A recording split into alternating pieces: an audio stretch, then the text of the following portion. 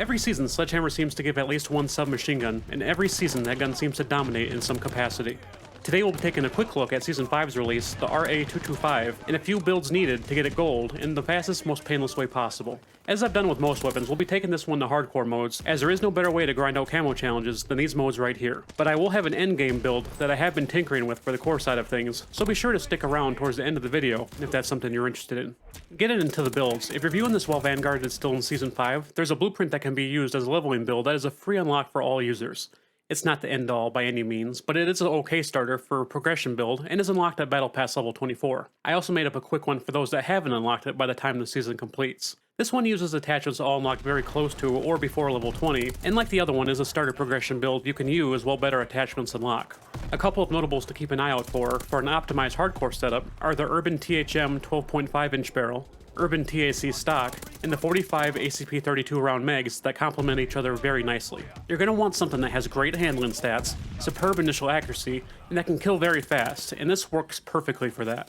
Using this evolving progression build will easily net you the 400 eliminations, 50 headshots, 50 multi-kills, 30 bloodthirsties, and 100 close range kills to take a nice chunk of the camo challenges out of the way. Moving on to the next tier, luckily there isn't a second set of Longshots for this particular Season 5 weapon, but even so, all is not sunshine and rainbows with the Deadeye challenge. At least not for me. I shit you not, there was not one optic for this that I would have considered for an optimized Longshot build in the first 40 weapon levels. Forget the 3 to 6x scope, they didn't even have the 2.5x unlocking until the mid 40s, and it's just like, come on, really? What was there to use, you ask? The 4x flip sight. It felt awkward as all hell, but I completed it and this was the build I used to do it. The rest of the attachments, while not terrible, weren't the best, but if you can get past that awful sight, it should be manageable. The accuracy is just good enough at range to not cause too many issues. Now it's up to you, but if you don't mind taking a little extra time and would rather do it later, this is the build I would have used if you want to go that route. This is a level 70 build, so just be mindful of that. I did have a build all ready to go for Wildcats challenge of 100 hipfire kills, but was shredding through levels due to Vanguard having double weapon XP at the time, and was 33 deep into the challenge before finding out that the Survivalist adds a second set to the mix. For it, you have to get 100 hipfire kills with the Urban 14-inch PAT barrel, Moravik MB stock, and a 9mm 48 round drum equipped. I'm still not a huge fan of hipfiring or anything, but this time around wasn't too bad. I think I'm actually starting to get used to them, which is pretty ironic considering the game is only 1 month away from being replaced by the new title. Unfortunately, Gung Ho isn't available for weapon proficiencies, but the build gels pretty well, and doesn't cause too many problems due to the balancing done by adding the Carver foregrip and fabric grip that aid the gun while shooting from the hip. Next comes the Mind Games challenge, and this one was probably the easiest of the entire bunch.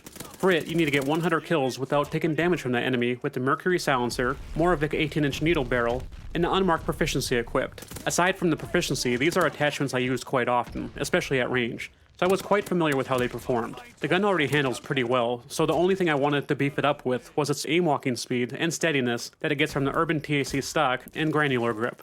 The build is very fluid and great at causing chaos for the opposing team, and should finish up very quickly in any hardcore playlist, but especially one with small maps. And for the last restrictive attachment challenge, we have Death Artist. If you thought you were done with the headshots, I've got news for you. There's another set. But you were already going to finish the first set unless you actively tried not getting them, so there was no way to stack these challenges. You need to get 100 of them with the Moravik Surge 16-inch barrel, Valenta Katva stock, and the Vital Proficiency equipped. I probably butchered the crap out of the name of that stock, but the build is pretty unnoteworthy. The only thing I could really do with it is increase the handling speed and initial accuracy to hopefully give you enough time to place a good headshot. I was going to change the magazine to the one with the higher accuracy and handling stats, as it was still a one-hit kill to the head, but after playing with it, it was just downright miserable. If you didn't get a headshot, you were essentially dead, unless you really got the jump on the enemy. I know this is going to sound super cliche, but quickly completing this challenge pretty much comes down to just aiming high. Unfortunately, since it's the last one and because of that high number requirement, this is going to feel like it's taken forever, but it'll complete eventually. And finally, once gold camo has been achieved, I have a core setup for you to check out. This uses a longer range barrel with an extended version of the base mags and a recoil booster to completely dominate enemies. I can't say how well it will do in Warzone, if people even use it in the game's final stages, but if you're looking for something different to try out in Vanguard, I highly recommend something like this. If you enjoyed the content, a like rating is always appreciated, and if you're still on the grind for atomic camo, be sure to check out this playlist where I have many more build guides to help you get towards your goal. Until next time, take care, and enjoy the rest of your day. Later.